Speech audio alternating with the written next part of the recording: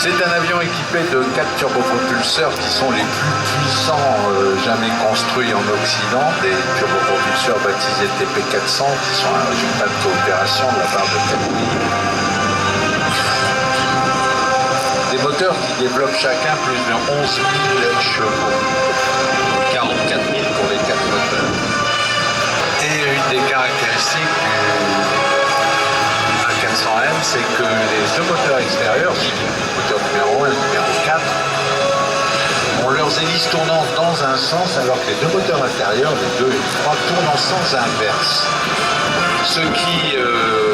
donne comme résultat un meilleur écoulement de l'air soufflé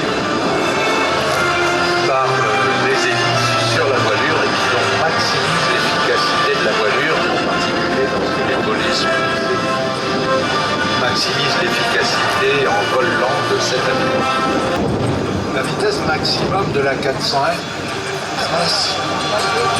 à ces turbopropulseurs est une des vitesses les plus élevées jamais atteintes par un avion à hélice, puisqu'elle est de Mach 0,72% de la vitesse du son. Et cela, bien sûr, est le résultat de l'utilisation d'une aile en flèche et d'une aérodynamique très moderne. L'A400M est un avion qui a ceci de particulier également, c'est qu'on peut considérer que ces 3 avions en un seul, c'est d'une part un avion stratégique, un transport stratégique, il transporte de lourdes charges sur de très longues distances, mais également ça peut devenir un avion tactique qui peut être utilisé sur le champ de bataille pour par exemple des missions de parachutage de personnel, on peut mettre jusqu'à 118 parachutistes équipés dans le fuselage, ou bien des missions de parachutage de matériel lourd depuis la rampe arrière lorsqu'elle est baissée. Et enfin, la troisième mission que cet avion peut effectuer, c'est celle de ravitailleur en vol, qui peut être aussi ravitaillé d'ailleurs, sur du cockpit, il y a une berge de ravitaillement.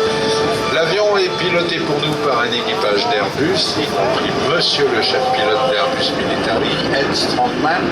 avec lui comme pilote François Barre, et puis